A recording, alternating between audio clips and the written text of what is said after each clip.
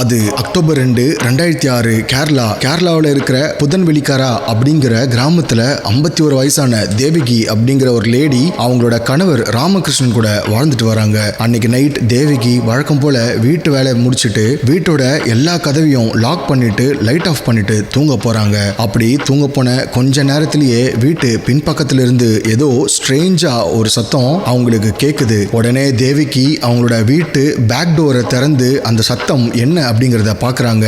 But அங்க யாருமே இல்ல அப்படிங்கறத கன்ஃபார்ம் பண்ணிக்கிட்டு சரி ஓகே அப்படின்னு பேக் டோரை க்ளோஸ் பண்ணிட்டு மறுபடியும் தூங்க போறாங்க. ஆனா இந்த முறை பேக் டோரை லாக் பண்ண மறந்துடுறாங்க. டைம் சரியா 1 மணி இருக்கும். தேவகி அண்ட் அவரோட கணவர் டிஃபரெண்ட் ரூம்ல நல்லா தூங்கிட்டு இருக்காங்க. அப்ப அந்த வீட்டோட பேக் டோர் வழியா ஒரு நபர் உள்ள வரான். கையில ஒரு இரும்பு கம்பியோட உள்ள வந்தவன் முதல்ல போன ரூம்ல ராமகிருஷ்ணன் நல்லா தூங்கிட்டு இருக்கிறத கவனிக்கிறான். தூங்கிட்டு இருந்த ராமகிருஷ்ணனை தன்னோட கையில இருந்த இரும்பு கம்பியால ஓங்கி பலமா அடிச்சிருக்கான். அடுத்ததா தேவகி இருக்க ரூமுக்கு போய் அவங்களையும் தலையில அடிக்கிறான். தென் அவங்க கிட்ட அவனோட காம இச்சைய தீர்த்திருக்கிறான். அதுக்கப்புறமா அவங்க கழுத்துல காதுல போட்டிருந்த நகை எல்லாத்தையும் கழட்டிட்டு அவனோட பையில வச்சிருக்கான். அப்படி கழட்டும் போது அவங்களுடைய கையில போட்டிருந்த வளையல மட்டும் அவனால கழட்ட முடியல. சோ அடுத்த செகண்டே கொஞ்சம் கூட யோசிக்காம அவன் கொண்டு வந்திருந்த கத்தியால மணிக்கட்டை துண்டாக்கி அவங்க போட்டிருந்த 12 சவரன் வளையலையும் எடுத்திருக்கான். அதுக்கப்புறமா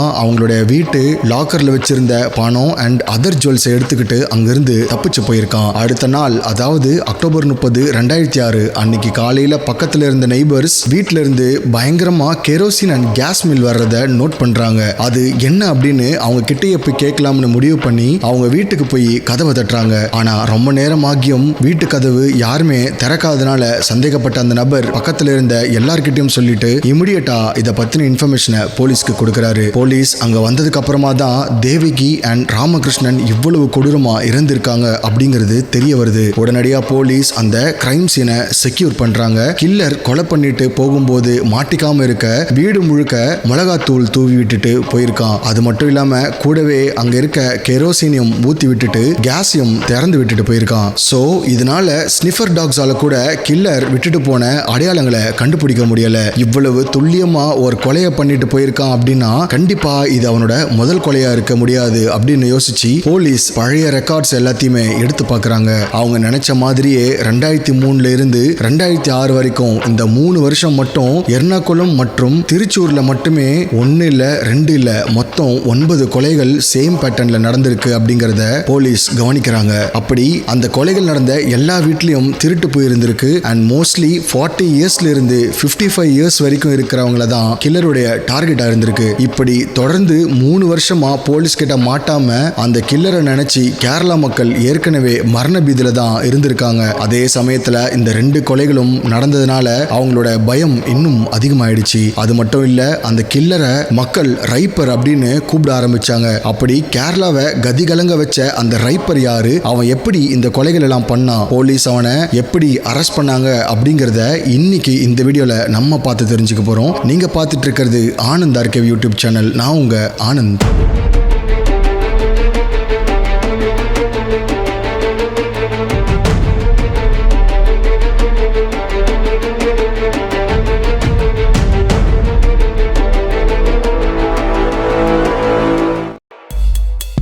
கேரளாவுடைய எர்ணாகுளம் மாவட்டத்தில் இருக்க ஒரு சின்ன ஊர் தான் பரவு. அது ஆகஸ்ட் 1, 2005 அங்க இருக்கிற ஒயின் ஷாப்ல செக்யூரிட்டியா வேலை பார்த்துட்டு இருக்கிற நபர் தான் சுபாஷ். அன்னைக்கு டே ஒயின் ஷாப் க்ளோஸ் ஆகி இருந்துச்சு. பட் அதுக்கு முன்னாடி நாள் கலெக்ஷன் ஆன எல்லா பணமும் அந்த ஒயின் ஷாப் குள்ள தான் இருந்துச்சு. டைம் அப்ப சரியா நைட் 2 மணி இருக்கும். அப்ப அந்த செக்யூரிட்டிக்கு ஒயின் ஷாப்போட பின்னாடி பக்கம்ல இருந்து ஏதோ ஒரு சத்தம் வர மாதிரி இருந்திருக்கு. என்ன சத்தம் அப்படின்னு பின்னாடி போய் பார்க்கும்போது அங்க ஒருத்தன் முகமுடிய போட்டுட்டு கையில கடப்பாறையோட அந்த ஒயின் ஷாப் இருக்கக்கூடிய பின்பக்க சுவரை இடிச்சிட்டு இருந்திருக்கான். இத பார்த்து அதிர்ச்சியான அந்த செக்யூரிட்டி அவனை தடுக்க முயற்சி பண்ணிருக்காரு. அப்போ அந்த திருடனும் அவனோட கையில இருந்த கடப்பாறையால அந்த செக்யூரிட்டிய ரொம்ப பலமா தாக்கியிருக்கான். வலி தாங்க முடியாத செக்யூரிட்டி அலறி அடிச்சுக்கிட்டு கீழே விழுந்திருக்காரு. இப்படி இது நடந்துட்டு இருந்த அதே சமயத்துல தூரத்துல ஏதோ ஒரு இடத்துல இருந்து போலீஸ் ஜீப் சைரன் சவுண்ட் கேட்க ஆரம்பிக்குது. அந்த சத்தத்தை கேட்ட அந்த திருடன் உடனடியா அந்த இடத்தை விட்டு பயந்து அங்கிருந்து ஓடி போயிடுறான்.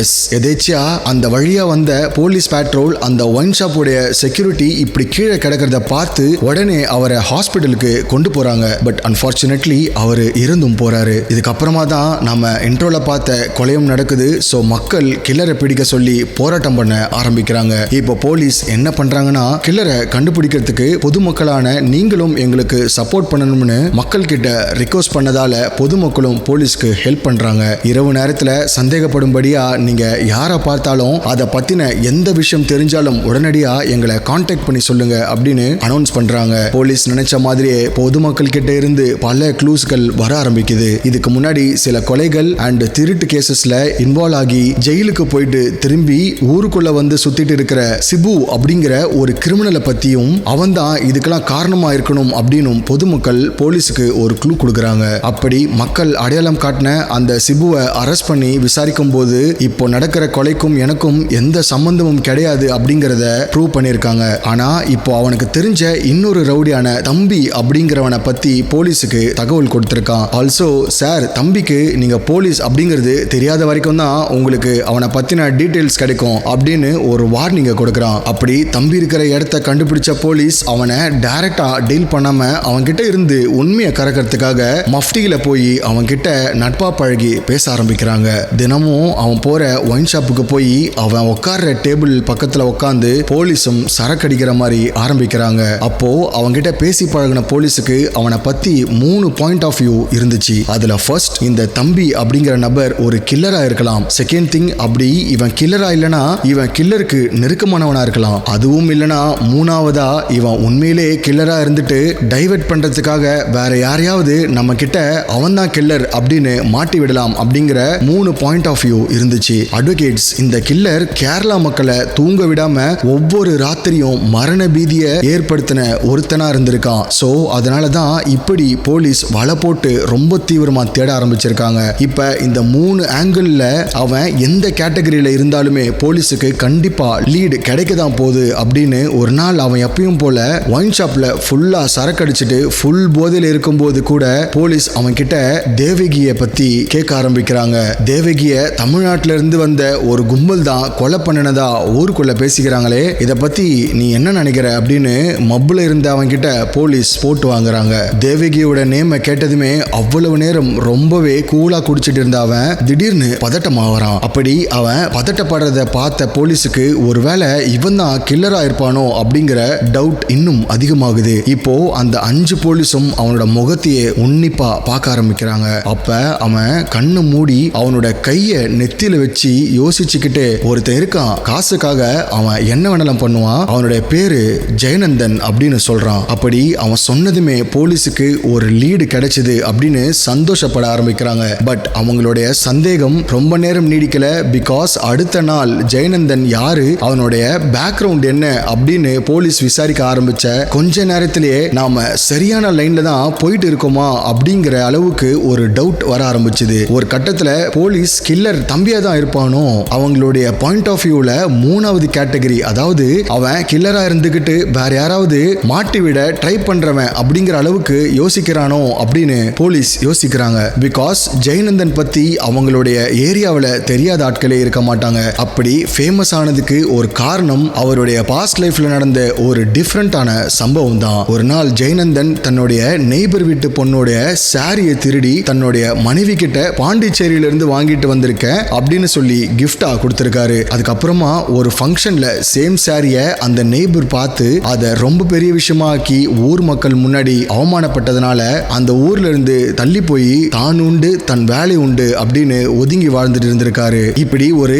சில்லியான பேக்ரவுண்ட் இருக்கிறவன் இந்த மாதிரியான ஒரு கொடூரமான கொலைகளை பண்ண முடியுமா அப்படிங்கிற சந்தேகத்தோட அவனை அரெஸ்ட் பண்றதுக்கு வேற ஏதாவது ஸ்ட்ராங்கான ரீசன் வேணும் அப்படின்னு அவனுடைய நெய்பர்ஸ் கிட்ட விசாரிக்க ஆரம்பிக்கிறாங்க. அப்போ ஜெயநந்தன் 3 வருஷத்துக்கு முன்னாடி சின்ன சின்ன திருட்டு கேசஸ்ல ஜெயிலுக்கு போயிட்டு வந்திருக்கான் அப்படின்னு தெரிய வந்திருக்கு. இது போதும் அப்படின்னு அடுத்த நாள் ஜெயநந்தனை அரெஸ்ட் பண்ணி போலீஸ் ஸ்டேஷனுக்கு கூட்டிட்டு போறாங்க. அப்படி போலீஸ் ஸ்டேஷனுக்கு போன ஜெயநந்தன் போலீஸ் ஸ்டேஷனுக்குள்ள என்ன நடந்துட்டு இருக்குன்னு சுத்தி முத்தியும் நோட் பண்ண ஆரம்பிக்கிறான். ஸ்டேஷனுக்குள்ள இருக்க சுவர் முழுக்க எங்க பார்த்தாலும் அந்த கில்லருடைய டீடைல்ஸ் அண்ட் அது மட்டும் இல்லாம போலீஸோட வயர்லெஸ்ல அடிக்கடி இந்த கில்லர் பத்தின இன்ஃபர்மேஷன் பாஸ் ஆகிட்டே இருந்திருக்கு. அப்படி வந்த ஒரு இன்ஃபர்மேஷன் இன்ஃபர்மேஷன் படி கில்லர் ஹைட் கம்மியா வழுக்க தலையுடைய நபர்னு வாக்கி டாக்கில ஒரு இன்ஃபர்மேஷன் வருது. இப்படி ஸ்டேஷன்ல வெளியே நிக்கிற போலீஸ்ல இருந்து உள்ள இருக்கிற போலீஸ் வரைக்கும் எல்லாருமே ரொம்ப பரபரப்பா தேடுதல அங்கேயும் இங்கேயுமா ஓடிட்டு இருக்காங்க. இப்படி மத்த ஆபீசர்ஸ் எல்லாருமே கில்லர் பத்தின டீப் இன்வெஸ்டிகேஷன்ல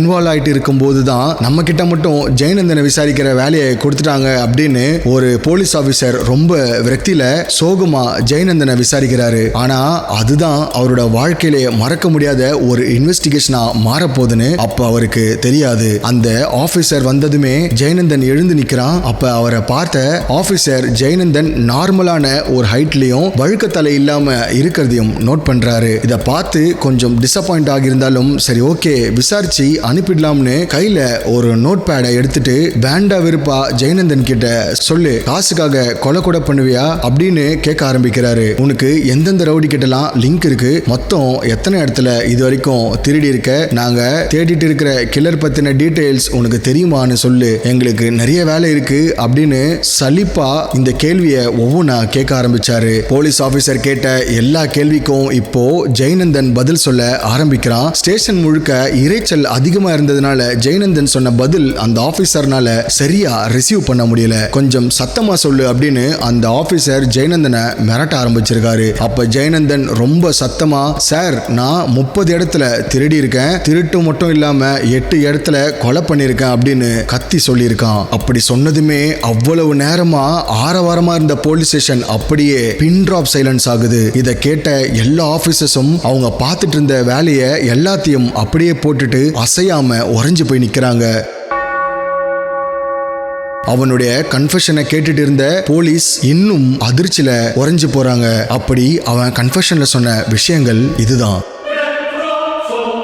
திருப்பூர்ல இருக்க ஒரு சின்ன டவுன் தான் மலை. அது செப்டம்பர் மாசம் 2003 45 வயசான ஜோஸ் அப்படிங்கிறவருடைய வீட்டுல திருட போயிருக்கான். அப்போ ஏதோ சத்தம் கேட்டு முழிச்ச ஜோஸ் தூக்கத்துல எந்திரிச்சு அவருடைய பெட்ல உட்கார்ந்துருக்காரு. இருட்டுல ரூம்ல இருந்த கொஞ்சம் வெளிச்சத்துல அவருக்கு பக்கத்துல யாரும் நிக்கிற மாதிரி ஒரு நிழல் தெரிய ஆரம்பிச்சிருக்கு. யாரு நிக்கிறாங்க அப்படின்னு ஜோஸ் திரும்பி பார்க்கறாரு. அப்படியே ஜோஸ் திரும்ப அவரோட பின்னாடி நின்ன ஜெயநந்தன் அவனுடைய கையில வச்சிருந்த இரும்பு கம்பியால அவரோட தலையிலேயே மின்னல் வேகத்துல பலமா அடிச்சு அவரை சம்பவம் பண்ணிருக்கான். அதுக்கப்புறமா அவரோட வீட்டுல இருந்து 17,000 ரூபாவை திருடிட்டு அங்கிருந்து தப்பிச்சு போயிருக்கான். இது நடந்து 6 மாசம் கழிச்சு மார்ச் மாசம் 2004 அதே மலை அப்படிங்கிற டவுன்ல இன்னொரு வீட்டுக்கு திருட போறான். அப்போ அந்த வீட்டுல இருந்து ஒரு பொருளை தெரியாம தட்டி விட்டுருக்கான். அது கீழே விழுந்த சத்தத்தை கேட்டு வீட்டுல தூங்கிட்டு இருந்த 41 வயசான நஃபிசா அப்படிங்கிற பெண் முழிச்சிருக்காங்க. அவங்க எந்திரிச்சு லைட்டை போட்டு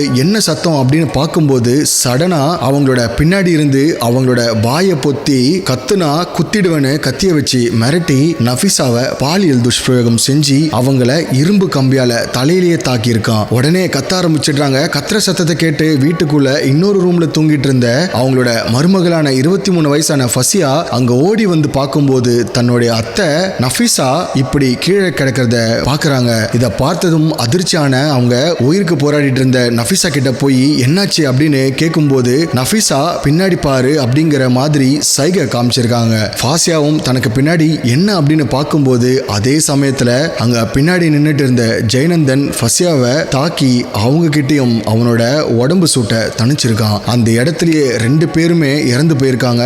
இப்போ அங்க கிடைச்ச பணம் நகை எல்லாத்தையும் திருடிட்டு அங்கிருந்து தப்பிச்சும் போயிருக்கான். இந்த சம்பவம் நடந்து 8 மாசம் கழிச்சு அதாவது அக்டோபர் மாசம் 2004 திருச்சூர்ல இருக்கிற பெருஞ்சனம் அப்படிங்கிற கிராமத்துல திருட போயிருக்கான். அங்க ஒரு வீட்டுல இருந்த வயசான தம்பதியான சகாதேவன் அண்ட் அவருடைய மனைவியான 54 வயசு நிர்மலா அப்படிங்கிறவங்களையும் இதே மாதிரி சேம் பேட்டர்ன்ல சம்பவம் பண்ணிருக்கான். அங்க இருந்த 100 பவுண்ட் நகையை திருடிட்டு தப்பிச்சும் போயிருக்கான். இவன் கிட்ட இருந்து தப்பிச்சது கொடுகலூர் அப்படிங்கிற கிராமத்துல வாழுற அரவிந்த் அண்ட் ஓமனா அப்படிங்கிற ஒரு தம்பதி மட்டும்தான். அவங்களுடைய வீட்லயும் 18 சவரன் நகையை கொள்ளையடிச்சிட்டு அவங்க 2 பேரையுமே தலையில தலையில பலமா தாக்கிட்டு அங்கிருந்து தப்பிச்சு போயிருக்கான். ஆனா அதிர்ஷ்டவசமா அவங்க உயிர் பிழைச்சிருக்காங்க. அடுத்ததா தான் ஒயின் ஷாப் செக்யூரிட்டி சுபாஷ சம்பவம் பண்ணது. அப்படி அவன் அவரை அடிச்சதுமே சைரன் சத்தத்தை கேட்டு உடனே பக்கத்துல இருந்த ஒரு புதருக்குள்ள போய் மறைஞ்சிருக்கான். போலீஸ் அந்த ஒயின் ஷாப்புக்கு வந்து அங்க செக் பண்ணும்போது கூட அதே புதருக்குள்ளதான்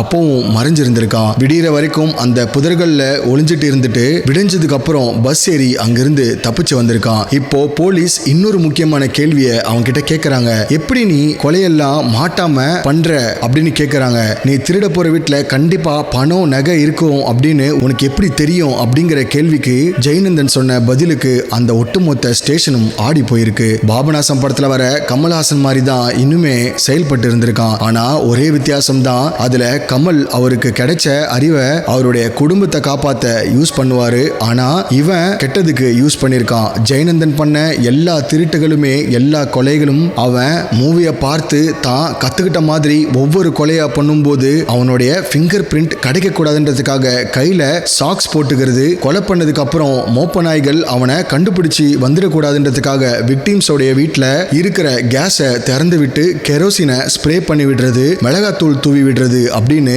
இந்த மாதிரி செயல்களை செய்யறத வழக்கமா வச்சிருந்திருக்கான். ஆரம்பத்துல மீன் பிடிக்கிற தொழிலை பார்த்துட்டு இருந்த ஜெயநந்தன் நாட்கள் போக போக ஆடம்பர வாழ்க்கைக்கு ஆசைப்பட்டு முதல்ல சின்ன சின்ன திருட்டுகள்ல இன்வால்வ் ஆக ஆரம்பிச்சிருக்கான். அவன் முதல்ல பண்ண கொலைய போலீஸ் கண்டுபிடிக்கல. படிக்கும் போதே அவனுக்குள்ள ஒரு தைரியம் பிறக்க ஆரம்பிக்குது. சோ அவனுக்கு அவனே ஒரு பெரிய எக்ஸ்பர்ட் அப்படின்னு நினைச்சு பெருமைப்பட ஆரம்பிச்சிருக்கான். அவனுடைய விக்டிம்ஸை சூஸ் பண்றதுல ரொம்பவே தெளிவா பிளான் போட்டு இருக்கான். அப்படி அவனுடைய விக்டிம்ஸை அவன் எப்படி சூஸ் பண்ணுவான் அப்படிங்கிற கன்ஃபெஷனை கேட்டா உங்களுக்கே பயமா இருக்கும். யார் யார் வீட்டுல திருடினா எவ்வளவு நகை தேரும் அப்படிங்கிறது தெரிஞ்சுக்கிறதுக்காக அவன் சூஸ் பண்ற முதல் இடம் திருமண வீடுகள் தான். அப்படி அவங்க ஏரியால நடக்கிற இல்லனா வேற ஒரு ஏரியால நடக்கிற யாருக்குன்னே தெரியாத திருமண ஃபங்க்ஷன்ல கலந்துகிட்டு அங்க எந்த பெண் எவ்வளவு நகை போட்டிருக்காங்க அப்படிங்கறத நோட்டை விட ஆரம்பிச்சிருக்கான். அதுல ஒருத்தவங்களை செலக்ட் பண்ணி அந்த ஃபங்க்ஷன் முடிஞ்சதுமே அவங்கள ஃபாலோ பண்ணிக்கிட்டே போய் அந்த பொண்ணோட அட்ரஸை தெரிஞ்சு வச்சிருக்கான். அதுக்கப்புறமா